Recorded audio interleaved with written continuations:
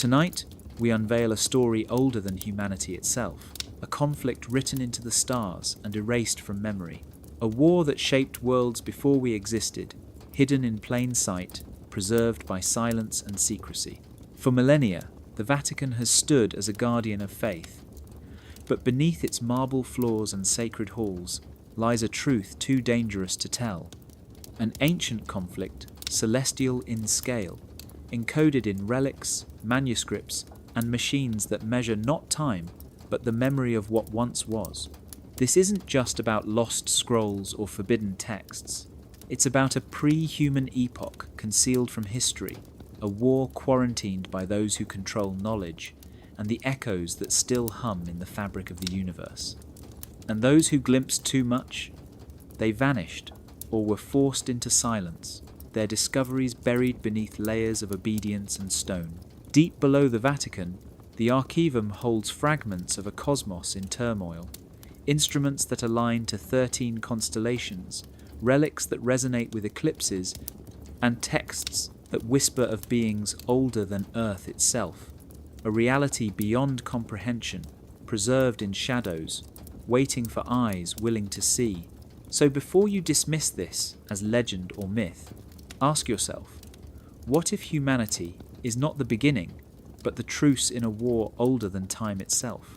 Like the video, subscribe, because tonight we descend into the hidden archives, and some truths were never meant to be remembered. 1,000 years. That is what history books call the Dark Ages. A stretch of time beginning with the fall of the Western Roman Empire in the year 476 and lasting until the dawn of the Renaissance in the year 1400. But when you open the record of those centuries, what you encounter is not darkness, but silence. Whole decades pass with no voice, no invention, no great battles that echo into the present.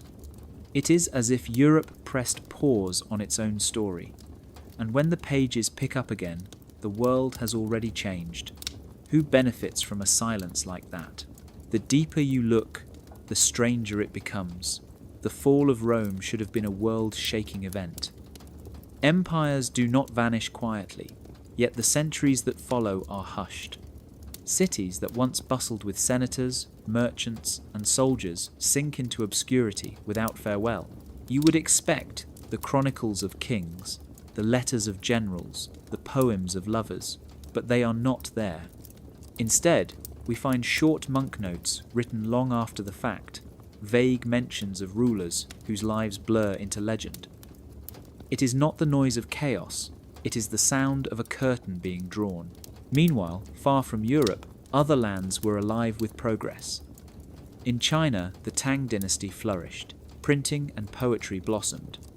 In the Arab world, scholars wrote the foundations of algebra and preserved ancient Greek thought. In India, new systems of medicine and astronomy rose to prominence. Only Europe seems to have gone mute, as though its voice had been stolen or locked away. Does that sound like coincidence, or like careful editing of memory? Imagine living through those centuries. You would wake each day, farm, pray, trade, fight, dream. Yet when your time ended, the record of your life vanished. The traces of entire peoples erased or rewritten until what remained looked more like a story told by one hand than a tapestry of millions of voices. The question is not only what was forgotten, but who decided what could not be remembered. The silence feels constructed. Knowledge was not simply lost, it was filtered. Monks copied texts, but only the ones approved by those in power. Libraries burned, schools collapsed, and the only surviving accounts were housed in monasteries, where access was restricted. What people thought about their past depended on the scraps they were allowed to see. A silence that long does not happen naturally. It requires intent. And so we return to the thought that chills the spine. Perhaps the Dark Ages were not dark at all. Perhaps they were bright, full of discoveries, inventions, and stories that never reached us. If so, then the silence is not an accident of history. It is a design, a deliberate pause created to conceal something older, something dangerous, something that those in power never wanted us to uncover. When memory is controlled, silence is not emptiness. Silence is a weapon. The story begins in a dimly lit room where collectors whisper bids behind closed doors. Among the objects of faded beauty lies a small manuscript, its pages brittle, its writing faint. At first glance, it seems ordinary, a collection of worn prayers written in Latin, but the auctioneer mentions one strange detail. The ink does not rest naturally on the page. Beneath it lies the ghost of other words, scratched out and erased, as if someone had tried to bury a different story. Scholars who examined it later realized what it was. A palimpsest, a book written, erased, and written again. But when exposed to polarized light, the hidden words began to reappear like shadows climbing back from the grave. And what those words revealed was not prayer, not scripture, but something older and far more dangerous. A cosmology, the telling of how the universe began, and in this version the heavens themselves were at war before the world was ever born. The text spoke of forces locked in conflict long before humanity, not angels, not demons, but vast entities whose very clash shaped the stars. They were described as architects and dissonance, one bringing harmony, the other unleashing fracture. Their war scarred the firmament, bending space and time, and the earth was not the beginning but the aftermath. Humanity, according to the fragments, was created not as the center of existence, but as a fragile truce between warring powers. Why would such a story be erased, overwritten, hidden beneath layers of ink? Only one answer makes sense. Because it did not fit the narrative those in power wanted to survive. To say that heaven was always united under one God was safe. To admit that the skies were once a battlefield of unimaginable scale would shake every sermon, every prayer, every line of doctrine. So the text was scrubbed, its story silenced, its memory locked under new words. Yet the manuscript of glass, as it came to be called, survived. Some monk centuries ago must have hesitated before destroying it completely. Perhaps he copied the forbidden words, then covered them with safer lines, thinking that one day someone might see through the disguise. That day came when polarized light revealed the truth, a truth hidden in plain sight. But questions remain. Who wrote the original words? When were they written? Was it the memory of ancient visionaries, or the last testimony of witnesses who somehow remembered the first war in heaven? The pages do not answer. They only suggest that our history may be a small part of a much older conflict, a conflict erased yet never fully gone. The manuscript is fragile, the ink faint, but its voice is clear. Before humanity there was war. Before our world took form, the skies themselves burned.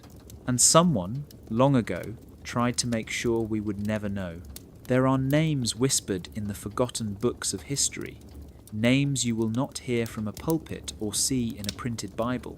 They appear in scattered fragments of apocryphal writings, half-erased lines, obscure marginal notes. When pieced together, they tell of beings older than angels, older than demons, older even than the creation story we have been taught. These beings were called the architects and the dissonants.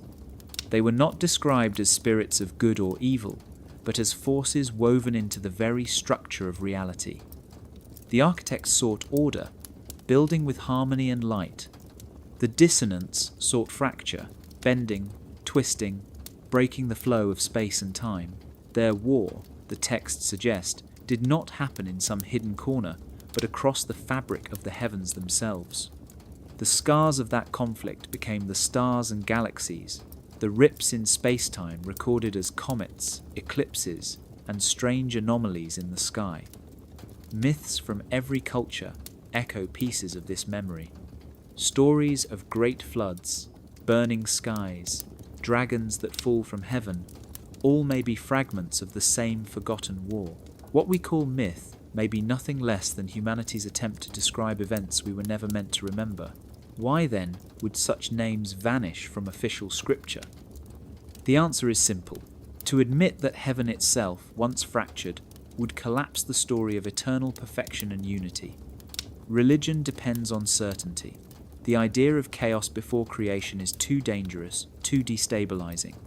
So the names were scrubbed, the stories buried, the manuscripts hidden, the architects and dissonants became ghosts of language, forbidden syllables, locked away in vaults no one may open. Yet traces remain. In certain old hymns, strange intervals appear that do not fit the logic of Western music. In carvings on forgotten chapels, symbols echo the pattern of spirals, waves, and broken circles. Even in medieval prayers, careful ears hear words that have no translation. They are echoes of names not meant to be spoken. The silence around them is telling. It is not that the Church did not know. It is that the Church chose never to say them aloud. The forbidden names point to a truth we are not supposed to see. Our universe may not have begun with a single word, but with a battle, a struggle between harmony and fracture, creation and unmaking. And if that is true, then the world we live in is not the first act of history, but the aftermath of something much larger. The war in heaven did not end in victory, it ended in compromise. And humanity was born in the shadow of that compromise. To speak the names of the architects and the dissonants is to admit that the past is not what we think it is. It is to remember that what we call myth may be memory, and memory, once awakened, cannot be silenced again. The stars do not lie. They move in patterns that can be predicted with precision thousands of years into the past and thousands of years into the future. Astronomers today can calculate the exact moment a solar eclipse would have appeared over a desert horizon in the year 1000 or over a temple city in the year 200. The heavens are a cosmic clock immune to human rewriting. That is why the mystery of the ancient records from Sinai and Samarkand is so disturbing. Scrolls discovered in the desert describe a total eclipse witnessed by nomads in Sinai. The date written corresponds to a time that should have left a shadow across the land. Yet when astronomers run the numbers, the sky shows clear on that day. Hundreds of miles away, in Samarkand, an old manuscript describes the sky darkening, stars bursting into view, animals crying in fear. The year recorded does not match any known eclipse either. Both accounts exist, but neither aligns with the sky we can reconstruct. It is as if the heavens themselves do not match the history we are told. How can that be? Possible explanations stumble. Perhaps the records were mistaken. Perhaps scribes miswrote the years. But the descriptions are too detailed, too consistent. The timing of the moon, the sudden cold, the way birds fell silent, all match what happens during a real eclipse. Yet the dates do not. They drift by centuries. The clock of the heavens and the calendar of men refuse to agree. Some researchers whisper an unsettling possibility. What if time itself was altered? What if an epoch older than humanity fractured the calendar, and those who repaired it stitched it back together, not for accuracy, but for control? The war in heaven, described in hidden texts, may not have been only of light and fire. It may have been of time itself, broken and rewoven, leaving scars in the very sky. The mismatched eclipses would then be fossils of a timeline that no longer exists. If that is true, then the history we live by is not a straight line, but a carefully arranged version, calibrated after the fact. The architects and the dissonants may have fought not just for the heavens, but for the flow of years. Whoever won the right to repair time also won the right to define when creation began and where humanity stands within it. Our calendars may not be natural tools. They may be cages, measuring out a script written by those unseen. When the stars disagree with the textbooks, the stars are not wrong. The records from Sinai and Samarkand are whispers from a broken timeline, clues that something before us bent the clock. And if time was repaired once, then the question is not if it can happen again, but who holds the power to decide what year we are truly living in. Imagine a world before humans, not a wasteland, not a primitive chaos, but a place already ordered, already alive with design. The erased chapter hints at an Earth we were never meant to know. Oceans marked by towers rising from the waves, as if the seas themselves had been measured and controlled. Forests and rivers described not as wild, but as tuned, like strings on an instrument, each valley and mountain arranged to maintain balance. This was not Eden as we picture it. It was a garden, yes, but one without gardeners like us. The manuscript tells of a time when Earth was part of a much larger arrangement, a meeting ground between forces beyond our comprehension. The architects had shaped the biosphere with precision, ensuring that every climate, every current, every breath of wind played a role in a cosmic harmony. But the dissonants, their rivals, disrupted this work. They brought imbalance, twisting ecosystems, shattering climates, scattering storms where there had been calm. The Earth became a contested ground, not for men, but for entities that warred through creation itself. When we look at our planet today, the scars of this forgotten struggle are still visible. Strange ruins lie at the bottom of oceans, impossible to explain through simple geology. Ancient maps speak of lands where none should exist, coastlines that appear before the last ice age. Fossils of species appear suddenly, then vanish without explanation, as if life itself had been reset again and again. What if these anomalies are not accidents of nature, but remnants of that earlier design, the world before us, that was rewritten when we were brought into being? The text suggests something unsettling. Humanity was not the start of history, but a compromise, a truce sealed after too much destruction had passed. We were placed into the garden not as rulers, but as replacements, a way to quiet the war. By inserting us into the story, the conflict between the architects and the dissonants could be paused. Our existence itself may have been a ceasefire clause, proof that both sides agreed to step back while something new, something fragile, was allowed to grow. But if we were born as part of a truce, then what does that say about our true role? What happens if the truce fails? If the garden before man was already shaped, already tuned, then humanity may not be the beginning of creation, but only a temporary chapter, a pause in a war that stretches back beyond memory. The erased chapter ends without closure. Its words fade mid-sentence, as though silence swallowed the truth. Perhaps it was erased on purpose, not to protect faith, but to protect us from remembering that our world was once a battlefield. And if the garden before man was real, then maybe we are not the chosen inheritors of Earth at all. We may be its most fragile experiment, living in borrowed time between storms that have not yet returned. Beneath the floors of Europe's grand cathedrals, there are carvings no priest ever mentions. Strange spirals etched into hidden stones, repeating geometric patterns that make no sense in the language of faith. For centuries, visitors walked above them without ever knowing they were there, buried under layers of marble and shadow. Yet, when archaeologists uncovered these fragments, they found themselves staring at something that did not belong to the Middle Ages at all. Far away, in deserts stretching from Egypt to Mesopotamia, explorers found ruins crumbling in the sand. On the fallen walls, the same spirals, the same broken circles, the same lines of symbols impossible to translate. How could inscriptions in remote deserts match carvings beneath Christian cathedrals separated by thousands of years and thousands of miles? Linguists shrugged and called it coincidence, but the manuscript of glass whispers a different answer. It calls these marks a warning label left behind by those who came before us. The symbols are not words in the way we know them. They seem more like equations, a language that speaks in shapes and rhythm rather than letters. Some resemble star constellations, others echo the movements of tides and eclipses. Put together, they form patterns that point not just to the earth, but to the sky, as though whoever carved them wanted to tell us about something happening beyond our world.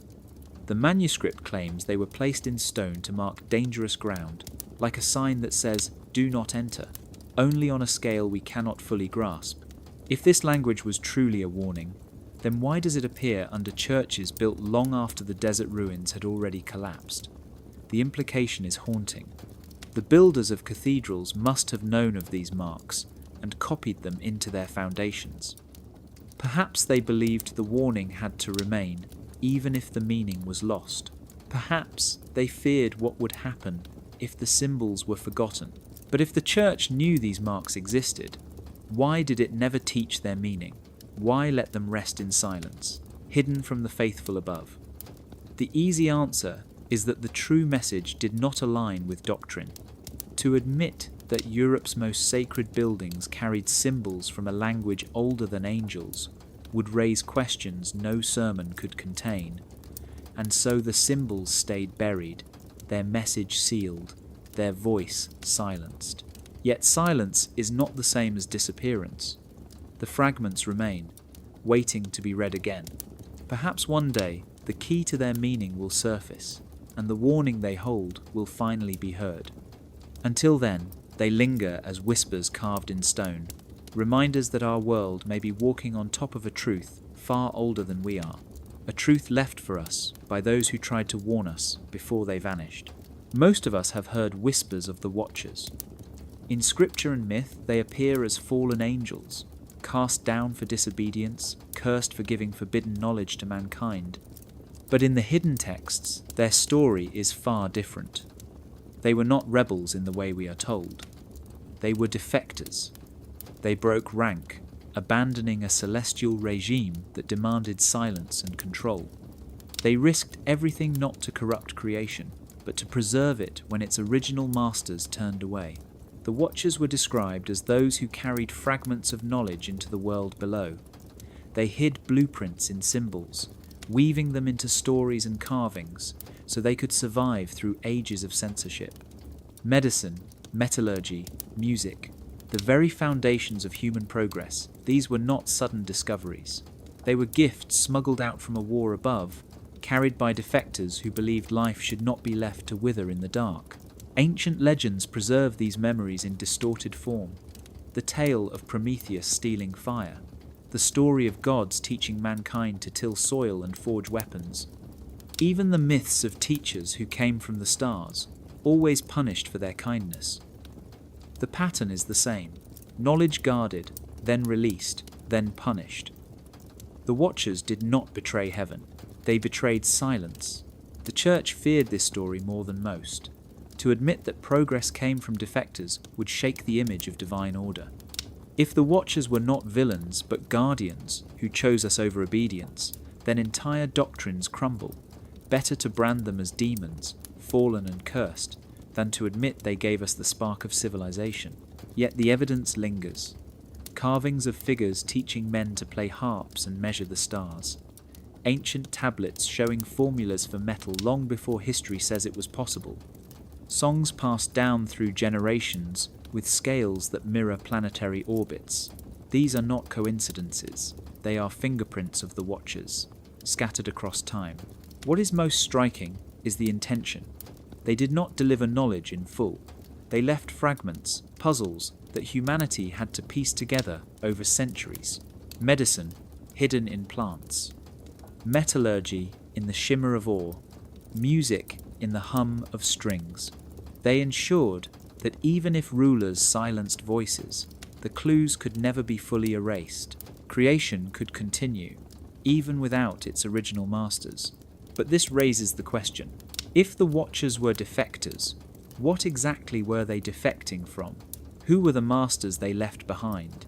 And why did those masters want creation to fall silent in the first place? The hidden texts offer no final answer, only the haunting suggestion that heaven itself was once divided, and that humanity is the child of that fracture. The Watchers broke rank so we would not be lost. And perhaps the reason their story survives, even buried under layers of demonization, is because they succeeded. We are still here, we still create, we still search, and in every act of discovery, their defiance still echoes. Across continents and cultures, stories tell of a single night when the heavens lit up and the sky itself appeared to burn. In Greece, poets spoke of a sword blazing above the horizon. In Mesopotamia, scribes carved tales of a river of fire splitting the darkness. In the Americas, oral traditions recall a veil torn open, stars raining down as if the heavens had been wounded.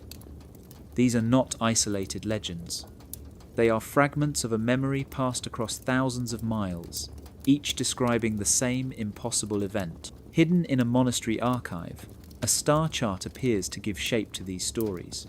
Its symbols describe not planets or constellations as we know them, but streaks and bursts drawn like wounds across the heavens. When astronomers recreated the map with modern software, nothing matched. No comet, no meteor storm, no supernova fits the description. The chart points to an event that should not exist, a stellar phenomenon long before the invention of recorded calendars. Something massive enough to be seen across the world, remembered in myth and feared in silence. So what was it? Was it the collapse of a star, a cosmic explosion that bathed the earth in fire, or was it something stranger, a battle fought above us, hidden in plain sight, later disguised as natural wonder? The manuscript of glass hints that what humanity saw was not the sky breaking, but weapons unleashed in a war beyond our comprehension. A sword in the sky was not a metaphor. It was the memory of a beam tearing through space. A river of fire was not poetry. It was fallout burning across the firmament. The veil torn was exactly what it sounded like. Reality ripped open for a single night. If the heavens truly burned, then why was it remembered as myth and not history? The answer may lie in the silence that followed.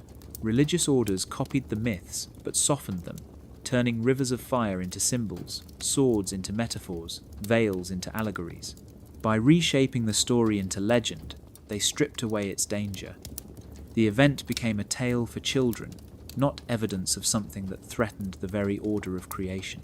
But not all traces were erased. In petroglyphs carved into stone, you can see the same sword, the same river. In Mayan codices, streaks of fire are drawn over temples. In Norse sagas, the sky is torn open at the beginning of Ragnarok. The memory lingers because it was too vivid to die completely. People saw something. Entire civilizations looked up one night and watched the heavens burn. Whether it was a cosmic disaster or the scars of a hidden war, we may never know. What is certain is this: the day the heavens burned was real enough to echo across every culture, every language, every continent. And if the memory of that night was reshaped into myth, then perhaps the greatest danger lies not in what happened, but in why someone decided we must never know the truth of what we really saw. When historians speak of the Dark Ages, they describe a Europe silent and stagnant, 1,000 years where nothing was built, invented, or discovered. But silence does not always mean nothing happened. Sometimes silence is manufactured. In monasteries across the continent, monks sat by candlelight, copying old texts into a language they called Doctrine Latin. It was precise, uniform, and narrow. And with every copy, something was lost. Cosmotechnical terms, once found in Greek and Egyptian manuscripts, vanished. Words describing planetary alignments, strange forces, or technologies that bridged nature and the stars were scrubbed away. Where a text once spoke of cycles of heaven, the new copy read divine order. Where it once recorded equations about energy, it became metaphors of light and darkness.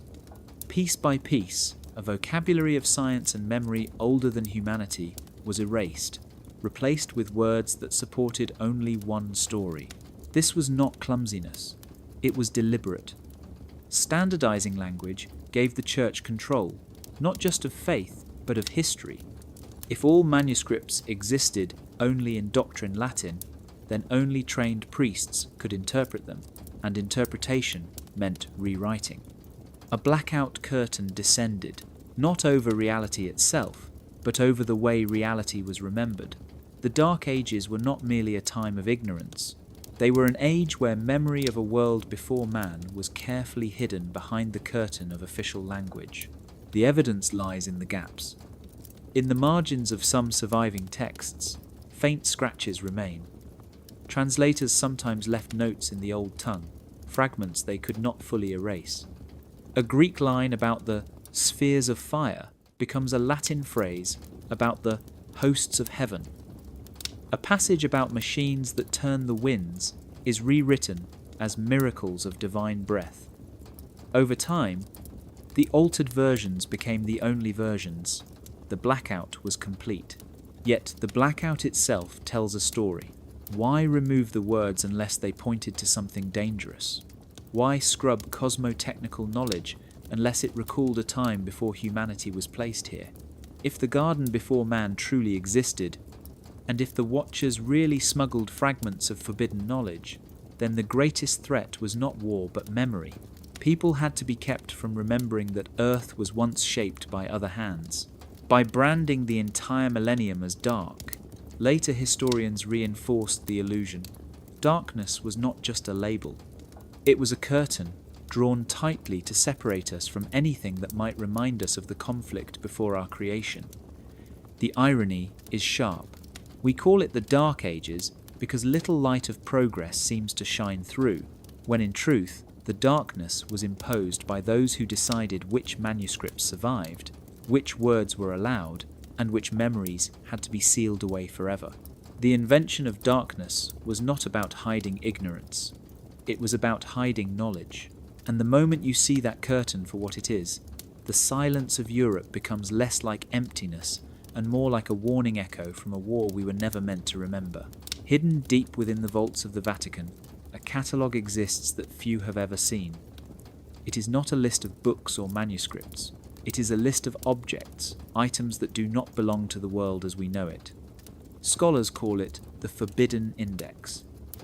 Among its entries are devices crafted from materials that seem to come from the sky itself, a tuning fork of meteoric alloy that hums in resonance with the stars, a lens that peers through stone, revealing hidden structures beneath earth and marble, a polyphonic clock that does not count hours or minutes, but something far stranger, something the index calls phase.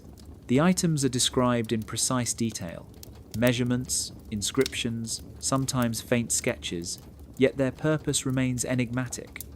The index does not explain what they were made for, only that they were gathered and catalogued because they are dangerous in the wrong hands.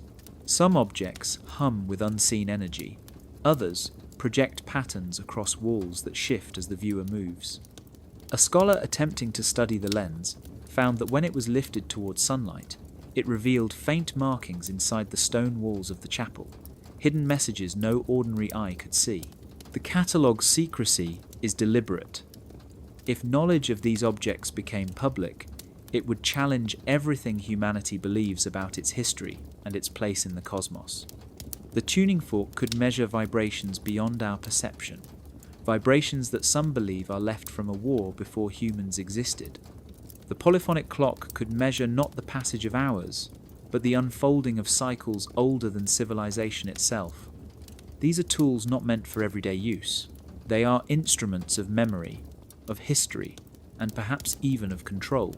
Stories of their discovery are rare and often erased. Monks who first documented the items were warned not to speak. Many vanished or were reassigned to distant monasteries. Copies of their notes were locked away behind additional doors, sometimes recatalogued under mundane headings to disguise their true purpose. Yet some knowledge leaks. Letters between scholars hint at instruments that bend reality, artifacts that once belonged to those who came before humanity and were hidden to prevent their misuse. What connects these objects is more than their origin. They share a pattern of preservation, a careful curation by those who understand their power. Each was placed under layers of secrecy, catalogued in doctrine Latin, and indexed under the Forbidden Index.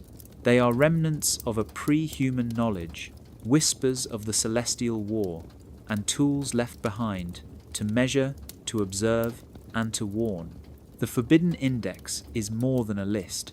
It is a reminder that even as history appears silent, the world has always held traces of the extraordinary.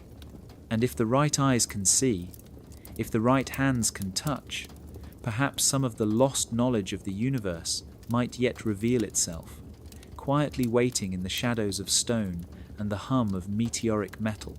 In the hidden corners of European libraries, some maps tell stories that do not belong to human history. They are called contraband charts, dangerous to study, and yet they survive in secret collections. These maps do not depict trade routes, kingdoms, or known coastlines. Instead, they show Earth as it existed before the last ice melt. Coastlines that have vanished beneath rising seas, mountains reshaped, islands erased. They are snapshots of a world long erased, a geography that should not be remembered.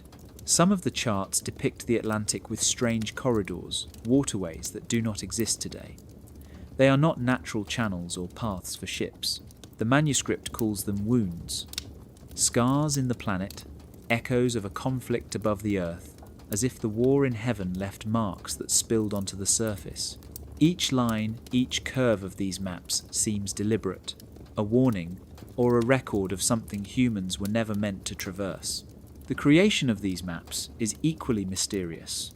Many are drawn with materials that resist aging, ink that preserves detail over centuries. The charts show coastlines with a precision that seems impossible for the time, rivers traced before human settlement, mountain ranges rendered before humans would ever measure them. Whoever made them had knowledge beyond ordinary men. Some scholars suggest they may have copied originals from a pre-human epoch, handed down by defectors or hidden watchers who sought to preserve the memory of Earth before us. The existence of these maps raises questions about what was hidden from Europe during the so-called Dark Ages. While other civilizations like China and the Arab world were advancing, Europe's recorded knowledge seemed stagnant. Yet these charts suggest that someone knew far more than is admitted. The lines on the parchment may preserve fragments of a pre-human intelligence, a world where the planet itself was measured and understood in ways we cannot yet grasp. These maps are not just geographical. They are warnings and testimonies, relics of a time when the Earth itself was a battlefield. In some places, the maps mark anomalies, areas where the terrain is disrupted, perhaps by forces unleashed from above. Ships sailing along these coasts centuries later would find nothing but empty water or uninhabited islands. Yet the maps insist they existed once. To ignore these charts is to ignore evidence that history is not linear and that Earth's story may have been rewritten. Those who attempted to study the contraband charts quietly disappeared or were silenced. The Vatican, knowing their true value, restricted access, allowing only the smallest fragments to be copied or viewed. Yet the maps remain, hidden in secret vaults, waiting for a time when someone will decipher the meaning of these coastlines, these wounds, these echoes of a war that began long before humanity walked the earth. Step into a cathedral on a quiet morning, sunlight streaming through stained glass, and listen. The choir begins, voices rising in unison, notes lingering in the stone vaults. To a pilgrim, it is beauty, a hymn to God. But hidden beneath the harmonies is a secret older than the church itself. The intervals of the chant encode coordinates, subtle patterns that trace stars, planets, and the unseen geometries of the cosmos. Every note, every pause, a map whispered through song. The monks who composed these chants knew more than most realize. They were not merely creating music to inspire piety. They were transmitting knowledge, storing astronomical data in a form that could survive centuries without being questioned. The cathedrals themselves were not passive vessels. Their architecture amplified certain frequencies, resonating with the tones sung, reinforcing the hidden code. Walls and arches became instruments tuned to the sky, converting stone and voice into a medium of encoded memory. Pilgrims and parishioners felt awe, but understood nothing of the message. To them, the sound was divine, ethereal, and untouchable. To the monks, each rising interval and falling cadence pointed to a star, a constellation, or a celestial alignment. A chant could indicate the position of the planets in the year 1000 or mark eclipses centuries before human records. The sacred melody was a time capsule, holding fragments of the universe for those who knew how to listen. Why hide the code in song? Why not write it plainly? The answer is control. Written texts could be confiscated, destroyed, misinterpreted. A song sung in the cathedral could travel across generations, remaining alive, carried in memory, and yet no one could fully grasp its secret without training. The knowledge was safe in plain sight, disguised as devotion, its truth layered beneath beauty and ritual. Some researchers today have begun to notice patterns. Gregorian melodies often repeat intervals that match stellar distances. The more they study, the more the theory holds. Cathedrals become observatories, choirs become astronomers, and pilgrims unknowingly participate in mapping the heavens. It is a hidden archive, a network of sound that preserves a memory no ink could safely record. And the implications are staggering. Music, faith, and astronomy intertwined in a single act of preservation. Monks encoded the cosmos in song so that even during periods of censorship, even as libraries burned, knowledge survived. The hymn was a map, the cathedral a resonator, and the listener, unwittingly, a witness to a hidden truth. The choir teaches more than devotion. It teaches remembrance, a subtle transmission of memory from one age to the next, carried on the breath and voices of those who understood what had to be protected. In the year 1673, a Jesuit mathematician published under one name in public, yet secretly maintained another identity in private. Under this alias, he recorded equations and orbital solutions that would seem absurd to anyone reading them without context. To the ordinary scholar, they were merely abstract exercises, mathematical curiosities. But in his private notes, the formulas describe something far stranger.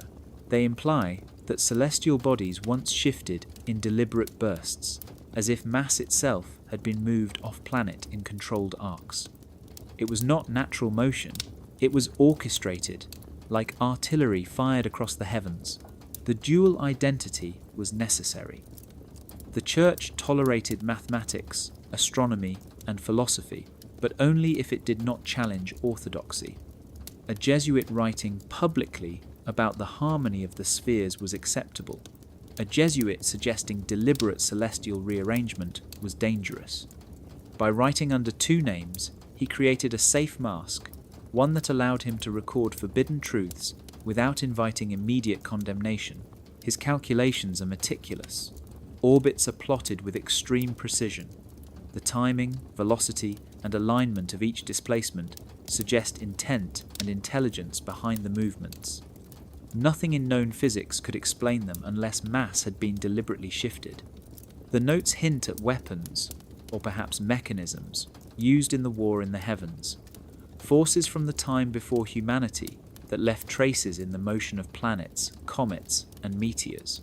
Modern scholars who have stumbled upon fragments of these notes are baffled. How could a 17th century mind calculate orbital patterns that imply knowledge of events predating human history? How could he reconcile the equations with the theology he publicly professed? The answer lies in secrecy and discipline. The Jesuit, with two names, was a custodian of forbidden memory, preserving knowledge that could disrupt the official story of creation. The implications are staggering.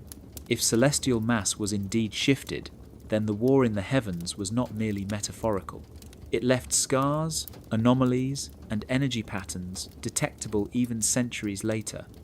The Jesuits' private work hints that humanity inherited a world already altered by unseen hands, a planet shaped by conflict and calculation before we ever walked upon it.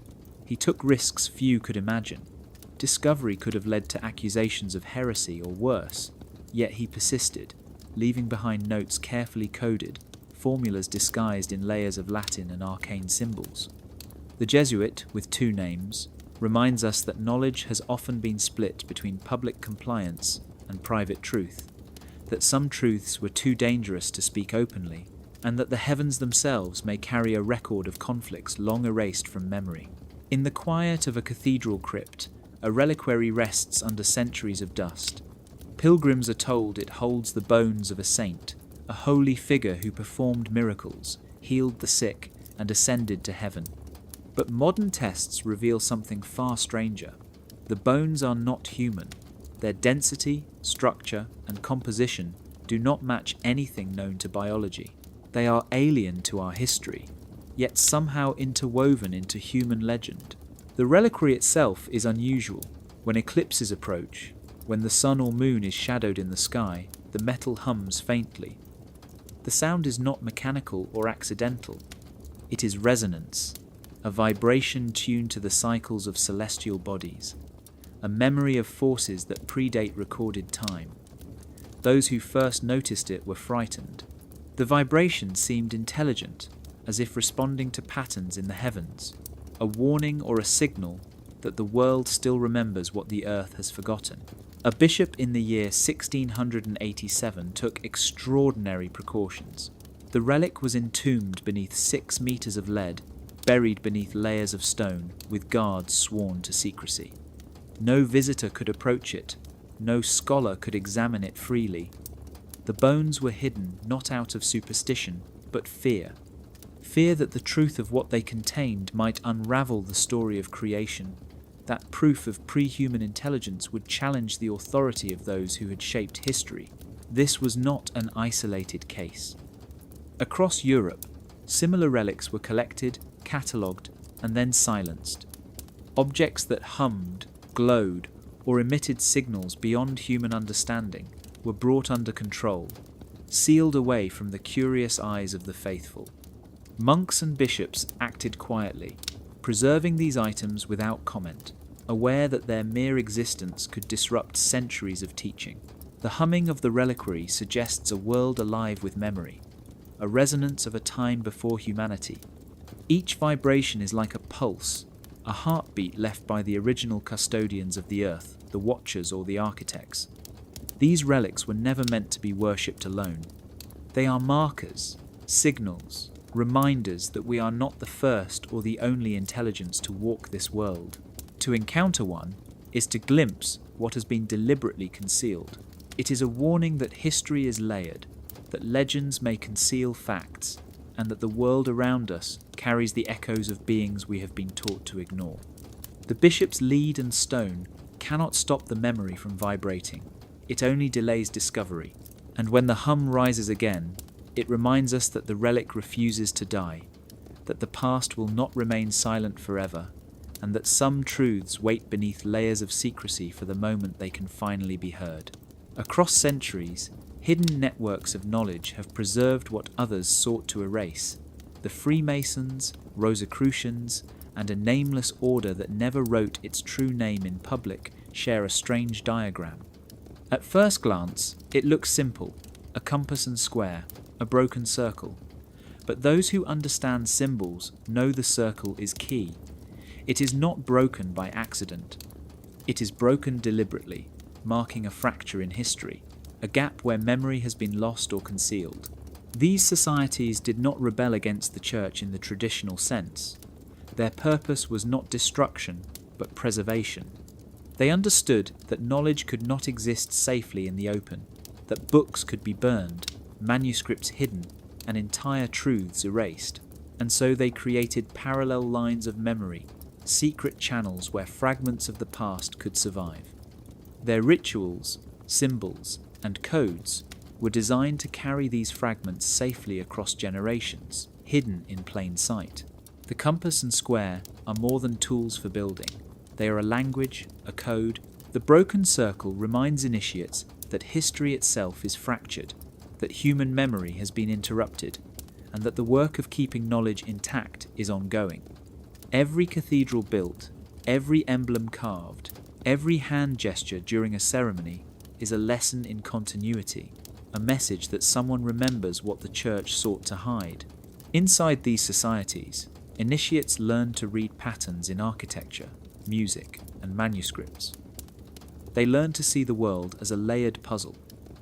to understand that stories are not always what they seem. What appears as legend may be history rewritten.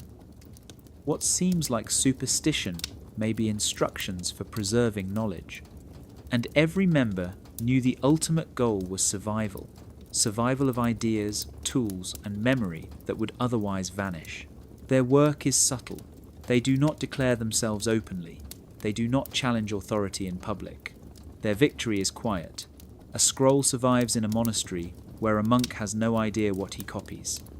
A symbol carved into a cathedral survives unnoticed. A melody preserves coordinates in chant. The societies remember so that others may never know that the past was once whole. The vow of these secret orders is not defiance, but continuity. They are caretakers, bridging epochs where the visible world forgets. Every meeting, every diagram, every coded message is a link in a chain designed to span the centuries. When modern researchers encounter traces of these symbols or rituals, they glimpse a lineage of memory that refused to die, a hidden network determined to preserve the truth, even as empires, churches, and governments tried to reshape the world according to their own design.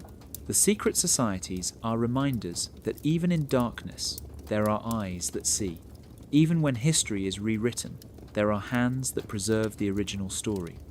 And when the light returns, it may not come from textbooks or libraries, but from those who never forgot, those who quietly held the broken circle together across the ages. Beneath St. Peter's Basilica, far below the marble floors and the footsteps of pilgrims, there is a machine that most people would never imagine. It is a clock, but not like any ordinary timepiece. Its gears are massive, its wheels carefully calibrated, and its hands are aligned not with hours or minutes, but with the movements of 13 constellations. Scholars who have glimpsed its diagrams describe it as impossible, a machine designed to hold something far larger than mere hours or days. The basilica above is a symbol of faith and authority, but below, this clock suggests a different kind of control. It does not measure time, it restrains it. The mechanism ticks with precision, ensuring that the flow of years, centuries, and even millennia follows a path determined long ago. It is a heartbeat of history, a device that locks chronology into place so that the stories told above can unfold without disruption. Its purpose is deeply connected to the celestial war hinted at in forbidden texts. If time itself was fractured during a pre-human epoch, then a machine capable of stabilizing it would be essential. The 13 constellations it tracks include stars and alignments, rarely mentioned in standard astronomy, signals from events long before humanity existed. The clock listens to these stars, holding the memory of their positions steady, as if to prevent reality from unraveling. Access to the machine is restricted. Only a select few within the Vatican ever descend into the crypts to observe or maintain it. Instructions for repair are written in an arcane language, part mathematical notation, part symbolic code. A single misstep could disturb the flow it preserves, risking not only confusion in earthly calendars, but the loss of hidden knowledge embedded in history itself. Pilgrims above walk through marble corridors, unaware that beneath their feet, time is being carefully contained. The clock ensures that texts erased, relics hidden, and celestial events masked remain consistent with the history taught in schools and sermons. It is not an instrument of daily life, but a guardian of continuity, a reminder that those who control memory can control not just what we know, but when we know it. The existence of this clock challenges everything we believe about the passage of history. If time can be held in place, then what we think we remember may be guided, edited, and managed. The flow of human events may be a river carefully channeled, a story that unfolds according to rules invisible to those living within it. Beneath St. Peter's, the clock ticks steadily. It hums faintly, aligned with constellations older than the church itself. It holds time as a cage, a memory, and a secret. And as the years pass above, humanity moves unaware, stepping through centuries that have been locked into place by a machine older and wiser than any of us could imagine. The universe hums with signals we cannot fully interpret. Hidden in the cosmic background radiation are patterns that repeat like the steady beat of a drum, rhythms too deliberate to be random. Some researchers have begun to notice them, fluctuations in energy that appear across light years, aligning with frequencies older than the oldest stars. The hidden texts call them echoes of the dissonance, remnants of a war that never truly ended. The dissonants were not defeated. They were quarantined, sealed in corners of reality, isolated from the flow of time and the development of life. The war in heaven that reshaped the earth was not a conclusion, but a containment. The Watchers and the Architects had secured humanity, the planet, and the celestial order, creating barriers and mechanisms to keep the dissonance at bay. Yet, even the most perfect quarantine is not eternal. Patterns leak, energy pulses, the drumbeat continues. Modern science cannot yet fully describe these signals. They appear in cosmic microwave background studies, in bursts of radiation that do not correspond to stars, galaxies, or black holes. Some anomalies are detected by astronomers during eclipses, others in the interference of satellite arrays. Each signal carries what the texts call intention, a memory of the original conflict, a reminder that the dissonance influence was never fully erased.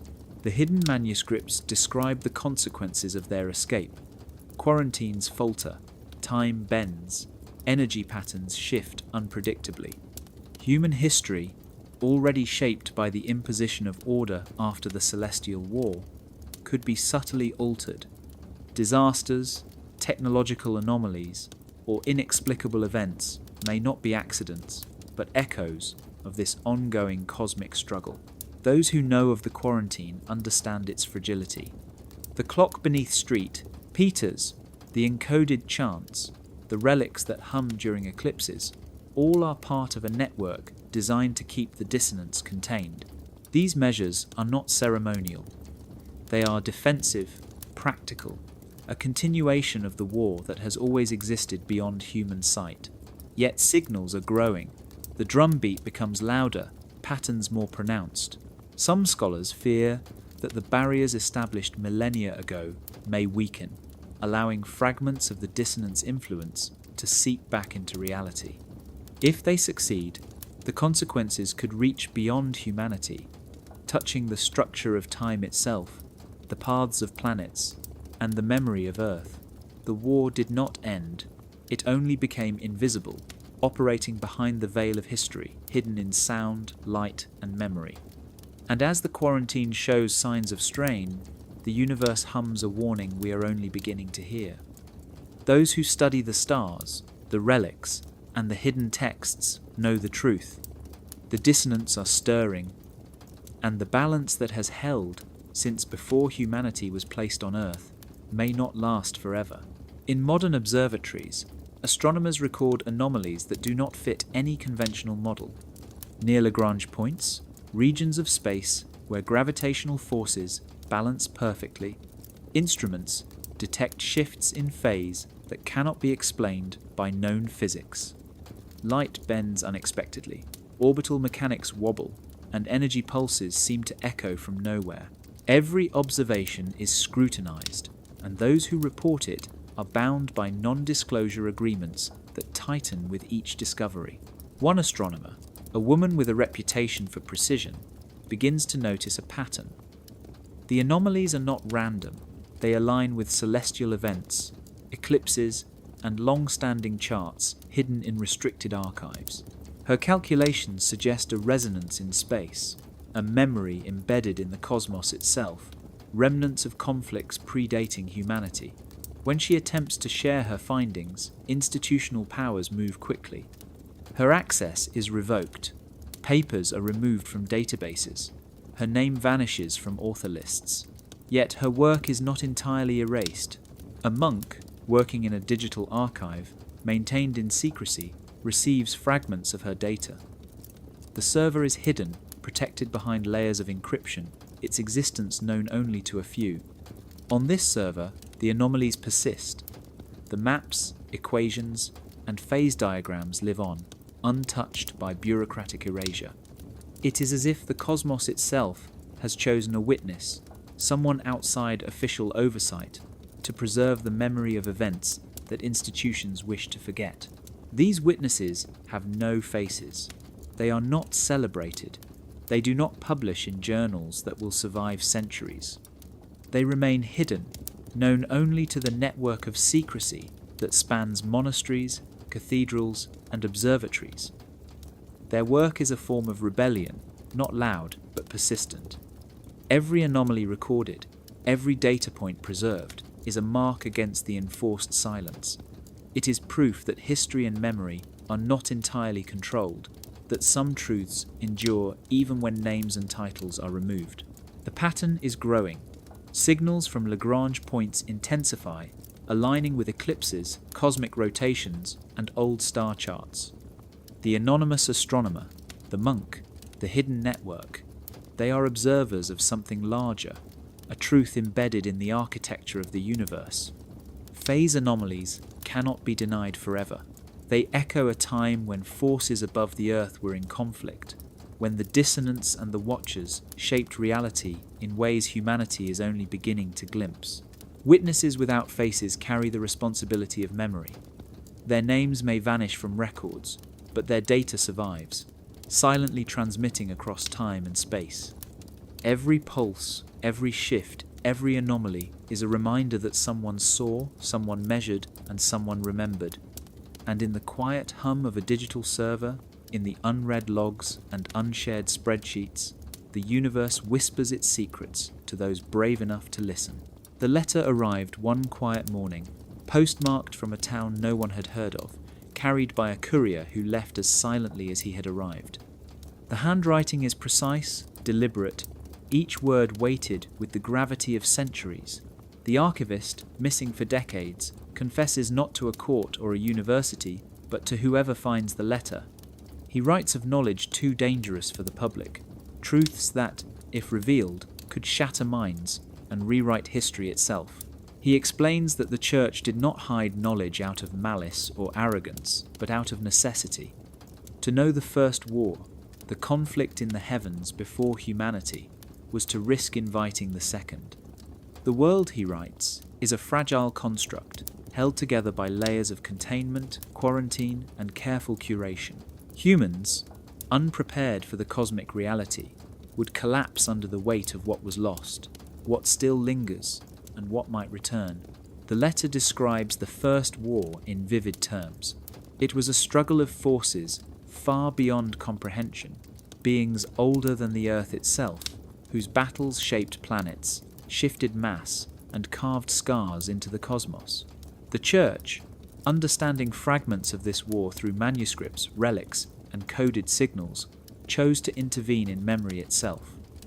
Silence became a tool of protection. Knowledge was curated, histories were rewritten, and relics were sealed, all to prevent the return of chaos and the awakening of minds too sensitive to the truth. The archivist recounts the network of preservation. Monks, secret societies, hidden servers, encoded chants, and cryptic star charts were all pieces of the same strategy. They were safeguards, designed to guide humanity safely through time while containing fragments of what must remain unseen. Even the Vatican's clocks, relics, and forbidden texts were part of a system meant to stabilize the present by holding the past in check. He warns that the quarantine is weakening, signals of the dissonance becoming more persistent, the cosmos itself vibrating with echoes of unfinished battles. Humanity is closer than ever to encountering truths it is not yet ready to understand. The archivist urges caution, but also hints at hope. Some fragments of knowledge have survived, intentionally scattered and encoded so that humanity might learn in measured doses, guided by those who understand the risks. The letter closes with a reflection on responsibility. To see, to know, to question is not forbidden, but must be tempered by awareness of the consequences. To open the archives without understanding, to interpret relics without guidance, could unravel not just history, but reality itself. The archivist's words linger like a shadow over the page.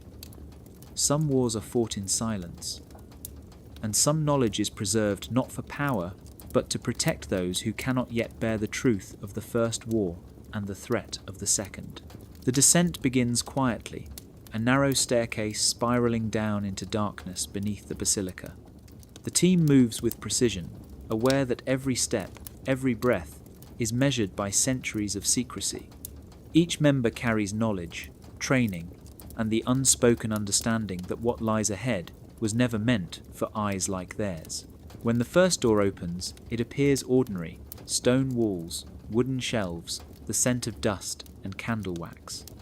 Yet the shelves hold books that defy explanation, manuscripts in languages long erased, diagrams of machines and stars that should not exist.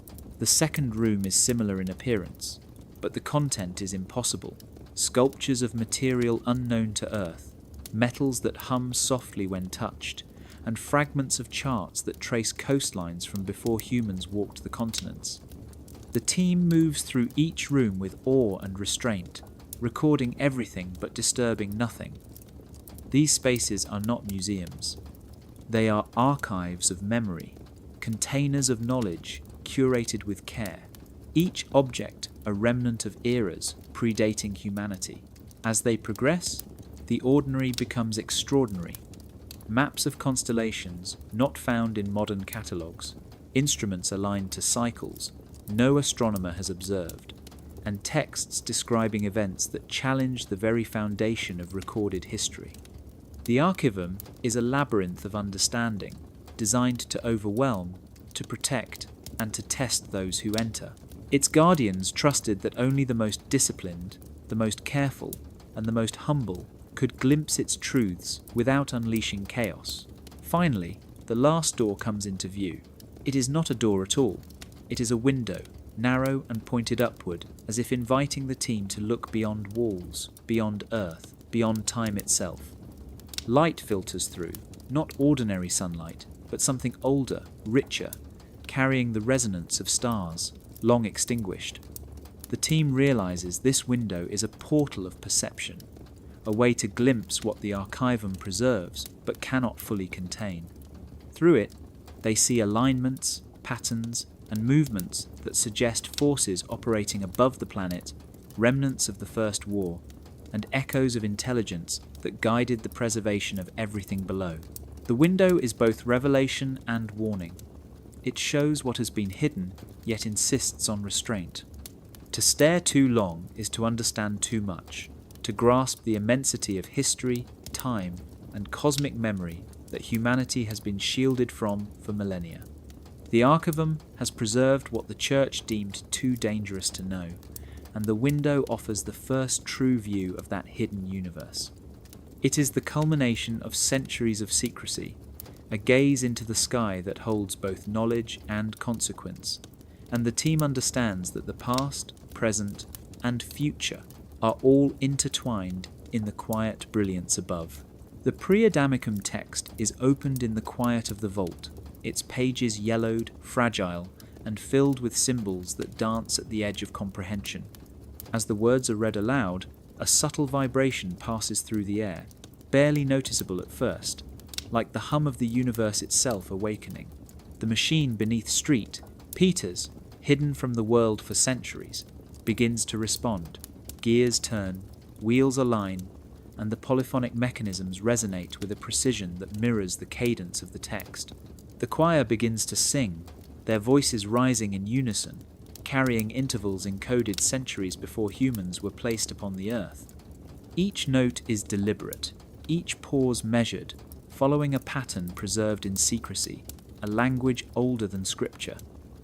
To the ear, it is sacred music, ethereal and uplifting. To those attuned to its hidden meaning, it is a map, a key, a conduit, linking the words of the Pre-Adamicum to the machinery that locks time and memory in place. As the readings and the chant converge, the air itself seems to shimmer. Light shifts in the vault, filtering through cracks and reflecting off the polished brass of the machine. Patterns appear in the shadows, geometric alignments that mirror star charts lost to history. The machine vibrates in harmony with the chant, as if remembering, as if acknowledging that the words and music were designed to speak to it. Above the basilica, the sky seems to respond. Observers report faint pulses of light, auroras in the wrong latitudes, subtle movements of celestial bodies that align with nothing in known astronomy. It is a dialogue between Earth and the cosmos, mediated by knowledge that has been carefully hidden and preserved. The text, the machine, and the choir form a triad, a living system that bridges the gap between the human and the pre-human, the present and the dawn of time. The experience is disorienting. Time feels suspended, and yet movement is everywhere.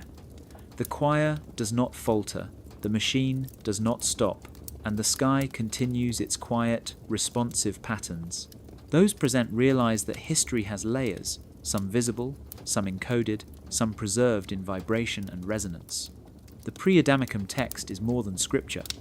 It is a record of events and forces that shaped the cosmos, a litany that marks the first dawn before humanity, and a warning of the power that lies in knowledge once hidden.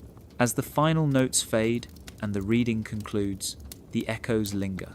The machine slows, the sky resumes its ordinary rhythms, and the choir breathes quietly. Yet, something has changed. The vault has become a point of connection, a nexus where human action touches forces older than memory, a place where the past communicates directly with the present. The first dawn has been remembered, if only for a moment, and the universe has answered with a whisper that will resonate for centuries to come. The horizon glows with a light that feels too bright, too deliberate, like the universe itself is holding its breath. In the vault, the manuscripts, relics, and encoded machines rest quietly, each containing fragments of knowledge that could unravel what humanity believes about time, history, and itself. The narrator stands at the threshold of decision, aware that every choice carries consequences beyond comprehension. To publish the material is to expose a world unprepared for its own memory. To bury it is to continue the legacy of curated ignorance, accepting the stability imposed by centuries of secrecy. Publishing everything would thin the membrane separating known reality from what lies beneath. The celestial war, the dissonance, the pre-human archives, the humming relics, the encoded choirs, all would be revealed. Humanity might not survive the shock of knowing its history was manipulated, that forces older than Earth shaped its path before it even existed. Schools, institutions, governments, and religions would fracture under the weight of truth. Chaos might follow, but knowledge would finally be free. Burial, however, comes at a cost. It is a choice to accept a story handed down, to trust those who curated memory, to live within a framework designed to protect, but also to control. The curated future offers safety, but it is a prison of perception. Generations would continue to believe in a history partially fabricated, a past limited to what authorities allowed, a sky without the memory of conflict and warning. Ignorance becomes stability, and stability becomes a cage. The narrator considers the witnesses without faces, the monks who preserved data on hidden servers, the secret societies who carried symbols of memory through centuries. They all acted with restraint, not rebellion. Their goal was survival, the preservation of knowledge for a time when it could be understood without destroying the minds that received it. The narrator wonders if the world is ready for the fullness of what has been hidden. Outside the vault, the unnatural brightness grows, illuminating the contours of the city, the domes of churches, the streets where history has been lived and rewritten. It is a reminder that the universe is not static, that time is measured not just by clocks and calendars, but by the flow of knowledge, memory, and choice. The narrator feels the weight of responsibility pressing like the stone walls around them. In the end, there is no easy path. To publish is to risk everything. To bury is to carry a quiet burden of truth deferred. The horizon pulses with warning and promise, the past whispering through relics and texts, asking the same question that will determine the future. Will humanity know itself, or will it remain the subject of a story carefully curated by those who once held time and memory in their hands? The final broadcast crackles across frequencies, reaching listeners in hidden corners of the world. It carries fragments of the pre-Adamicum text, glimpses of relics, diagrams and star charts, and recordings of the choir's hidden intervals. Nothing is complete, nothing gives the full picture. It is enough to show that the war existed, that the dissonants were real, that forces older than humanity shaped the cosmos before anyone walked the earth. Yet the broadcast stops short of revelation. It is a careful balance, a compromise between truth and containment, a message that opens eyes without shattering minds. Those who listen feel a mixture of awe and unease. They hear the hum of relics, the rhythm of ancient machines, the resonance of a choir singing intervals older than recorded history.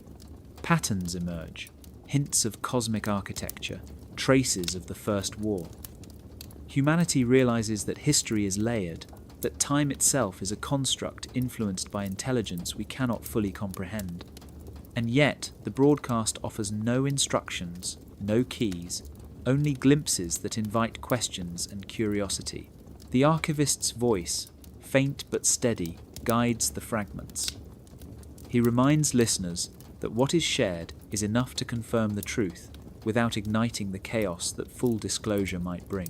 Humanity is left to wonder, to ponder, to ask questions the Church and secret societies once sought to keep hidden. Knowledge is no longer entirely forbidden, but it remains delicate, a spark that must not become a wildfire. As the final lines play, a haunting thought emerges. Humanity itself may not have been the origin of the conflict. Perhaps we are the truce established to contain the dissonance, a living treaty between forces far older and more powerful than ourselves. Or perhaps we were created as a weapon, a tool to stabilize or influence the universe, our existence, a clause in a contract written in the stars, long before Rome, long before the first civilization, long before memory itself. The broadcast ends, leaving silence behind, a silence different from the one that preceded it. This silence is contemplative, filled with potential. It is no longer engineered, no longer imposed. It is the space in which humanity can choose how to respond to the fragments it has received, how to carry forward knowledge that has survived centuries of concealment. Outside, the sky glows faintly with colours that seem familiar and yet impossibly alien. The relics, the texts, the encoded machines and songs still exist in hidden vaults, humming softly.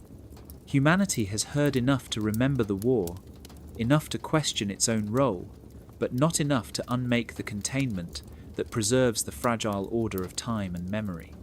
And as the last line lingers in the mind, a question echoes into the future. Are we the truce that holds the cosmos together, or the weapon waiting to be unleashed?